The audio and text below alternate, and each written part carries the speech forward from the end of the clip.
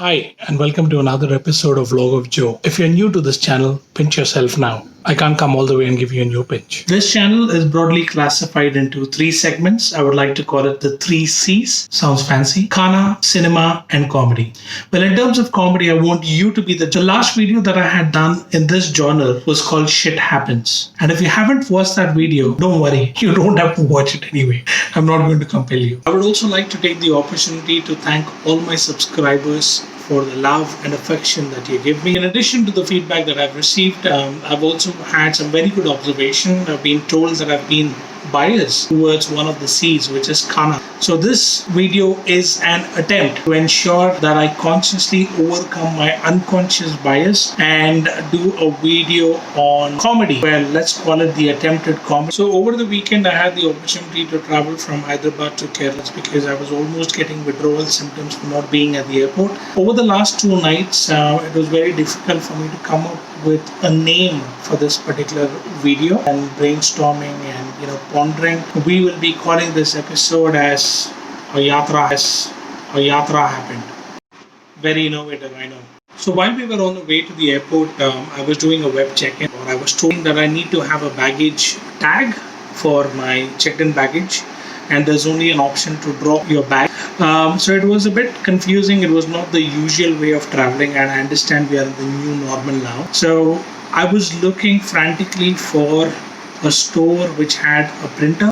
Unfortunately, it was a Sunday morning, so it was very difficult. 2 halls and 2 shops later, I was able to identify a guy who had a printer. I had another task at my hand. I need to get a sellotape, and all that I could do was find a more supermarket. Now, there's one major problem with the supermarkets, right? You want to pick one particular thing, but you will have to wait for eternity. There are certain countries wherein you have self-checkout, and that is so user-friendly, wherein you just need to scan your stuff, pay it, and just walk out. Even recently, when I was at a Decathlon store, I had the option to pay it using a mobile phone, and that was much, much easier. Anyway, so I was at the queue, and there was this gentleman who was standing in front of me, and he was trying to pay up for his basket of goods. I was patiently waiting. I was spinning my the sellotape. The man was slowly emptying the basket of goods, and it seemed like it would take all day. But suddenly,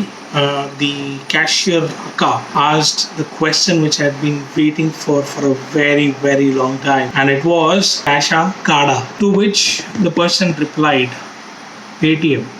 And I was like, technology, not bad. Okay, great. So this uncle was struggling to pay using his Paytm, and he then moved on to Google Pay. By then, everybody in the store was looking at him, but he did not dare to have an eye contact with anybody.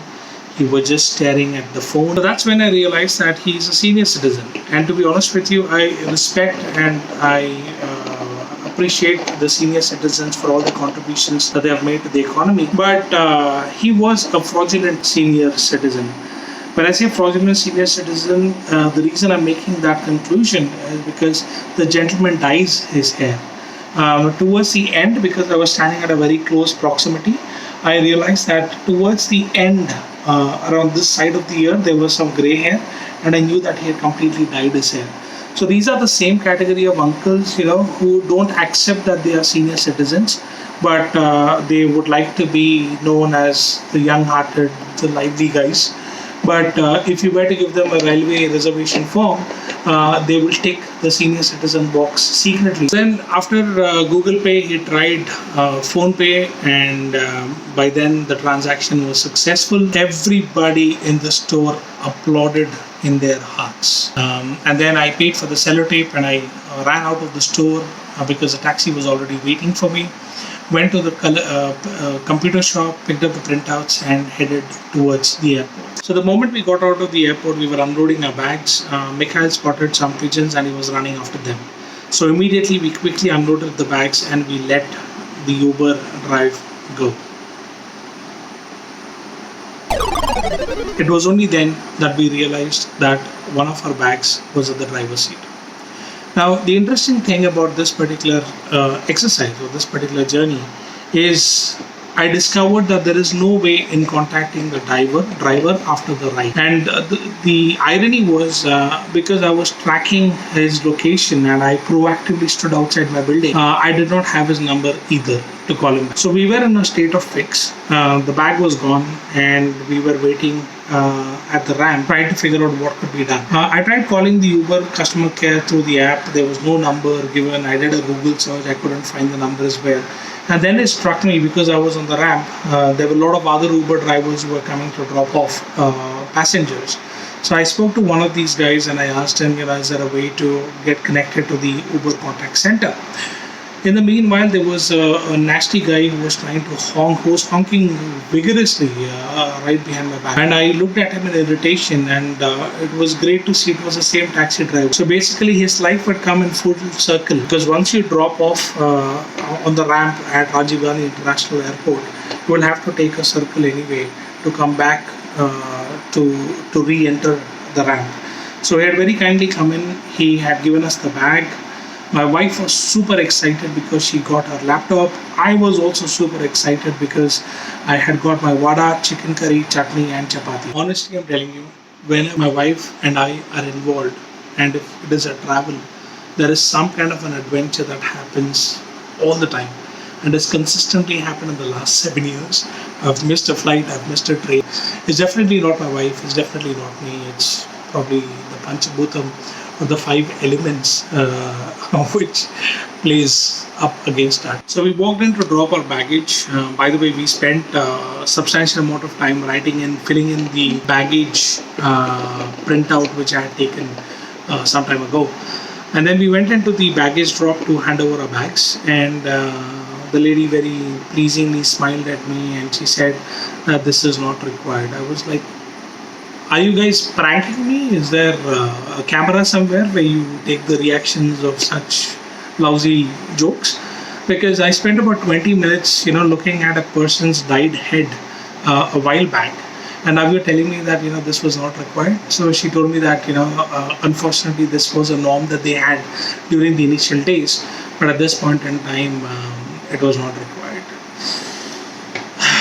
I controlled myself and we went ahead with the security check. So right after the security check, we couldn't find Mikhail. Mikhail had ran like Usain Bolt towards the stores. I went looking for Mikhail. I finally found him. Now the best thing about Mikhail, I really appreciate the way he's learning things very quickly. I think somehow he's realized that his daddy has got a good sign of prosperity with his belly and he cannot bend. So the moment I try to catch hold of him, he literally lies on the floor as if he's lying down on the divan or on the couch. And it's very difficult for me to carry. And he knows that. And but what he does not know is he does not know that his dad is a very persistent guy. He's got good traits and he can ensure that he can beat against the odds and carry him. And his tummy is not that big either. So I went ahead and I carried him. And immediately after carrying him, I got an uppercut and I got a jab.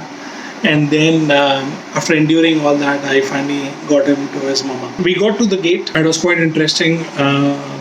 There was a little girl, probably in the age group of about 1.5 to 2 years. And Mikhail saw it as a good opportunity to network with people of his age group. And he went on speaking to the person, the little girl. He was talking about the play. While the girl was being fed, it was curd rice or something like that.